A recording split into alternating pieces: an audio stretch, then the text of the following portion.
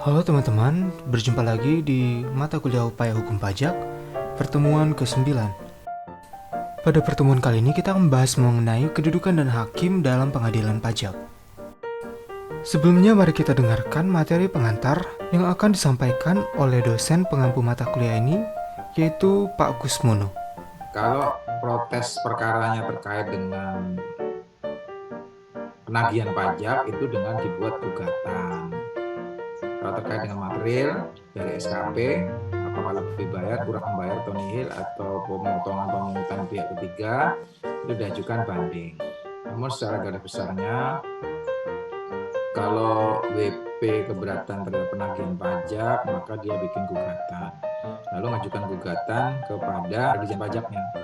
Nah, setelah itu disebutkan alasan-alasan yang disertai dengan bukti-buktinya, dikirim ke pemimpinnya. Pemimpin tertinggi di JP itu adalah Dirjen Pajaknya. Nah, nanti di pengadilan pajak diterima. Sekarang kan hakimnya komplit itu ya. Dia ada surat gugatannya, ada jawaban gugatan dari DJP. Gitu. Dipelajari, terus dilakukan proses pembuktian.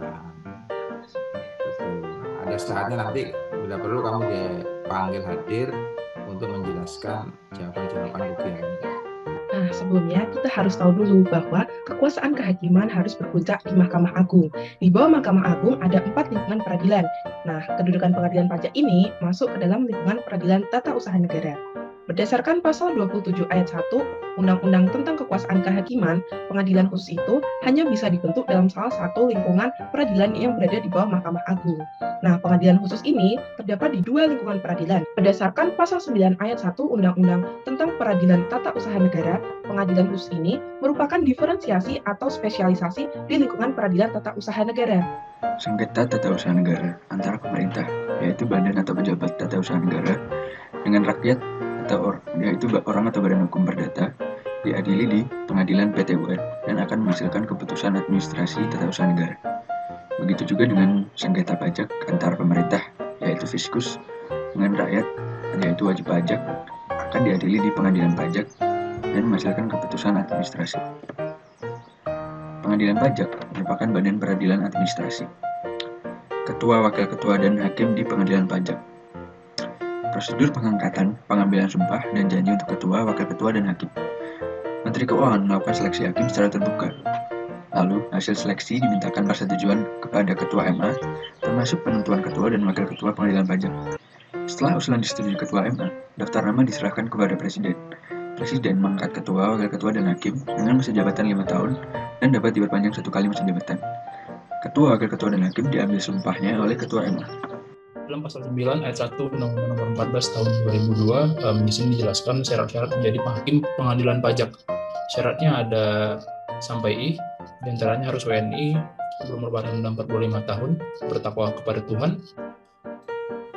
Selanjutnya diatur juga mengenai hakim ad hoc. Hakim ad hoc ini dipilih dalam rangka ada perkara khusus yang memerlukan hakim khusus, dan itu disebut dengan hakim ad hoc. Ketua, wakil ketua, hakim harus bersumpah dan berjanji menurut agamanya atau kepercayaannya. Sumpah ini dibaca di depan Ketua Mahkamah Agung untuk ketua dan wakil ketua, sementara untuk hakim diucapkan di depan hadapan ketua. Selanjutnya adalah tentang pembinaan dan pengawasan umum. Ini diatur di pasal 11 di Undang-Undang Nomor 14 Tahun 2002. Jadi pembinaan dan pengawasan umum terhadap hakim dilakukan oleh Mahkamah Agung. Selanjutnya adalah larang rangkap jabatan bagi hakim, diatur dalam pasal 12 di Undang-Undang Nomor 14 Tahun 2002. Selain jabatan sebagaimana dimaksud dalam ayat 1, jabatan lain yang tidak boleh dirangkap oleh hakim diatur lebih lanjut dalam peraturan pemerintah. Selanjutnya ialah pemberhentian dengan hormat di pasal ke-13. Jadi ketua, wakil ketua, dan hakim diberhentikan dengan hormat dari jabatannya oleh Presiden atas usul menteri setelah mendapat persetujuan ketua Mahkamah Agung. Selanjutnya ialah pemberhentian tidak hormat diatur di dalam pasal 14, yaitu ketua, wakil ketua, dan hakim diberhentikan dengan tidak hormat dari jabatannya oleh Presiden atas usul menteri setelah mendapat persetujuan ketua Mahkamah Agung. Dalam pengadilan pajak ada Majelis Kehormatan Hakim. Majelis Kehormatan Hakim adalah forum pembelaan diri bagi hakim yang berdasarkan hasil pemeriksaan terbukti melakukan pelanggaran ketentuan perundang-undangan serta diusulkan untuk dijatuhi sanksi berat berupa pemberhentian.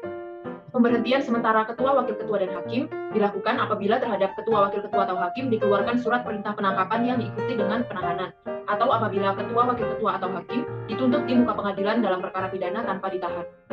Ketua, wakil ketua, atau hakim dapat ditangkap dan atau ditahan hanya atas perintah jaksa agung setelah mendapat persetujuan presiden, kecuali dalam hal tertangkap tangan melakukan tindak pidana kejahatan atau disangka telah melakukan tindak pidana kejahatan yang diancam dengan pidana mati, atau tindak pidana kejahatan terhadap keamanan negara. Kedudukan protokoler ketua, wakil ketua, dan hakim diatur dengan peraturan pemerintah. Tunjangan dan ketentuan lainnya bagi ketua, wakil ketua, hakim, sekretaris, wakil sekretaris, dan sekretaris pengganti diatur dengan keputusan menteri. Sekian pemaparan materi dari kami. Semoga bermanfaat dan sampai bertemu di kesempatan selanjutnya. Terima kasih.